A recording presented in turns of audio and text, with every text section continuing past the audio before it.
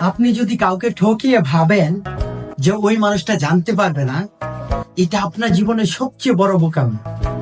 কেননা আপনি যদি কখনো কোনো ভালো মানুষকে ঠকান, আল্লাহ সুবহানাহু ওয়া তাআলা ওই মানুষটার মনে আপনার নামে সবকিছু বলে দেয়। তার চোখের সামনে ভাসিয়ে দেয় যে আপনি ওই মানুষটাকে কিভাবে ঠকাচ্ছেন।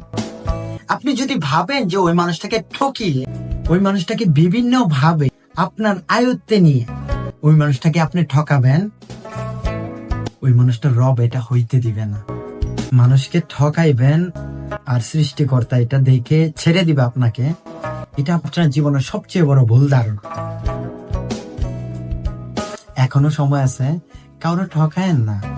আর যদি কারো ঠকান, আপনিও ঠকবেন, হয়তো আপন মানুষ দিয়ে, আর নয়তো এমন বাজে ভাবে ঠকবেন যে কাউকে বলার মতো মুখে ভাষা থাকবে না।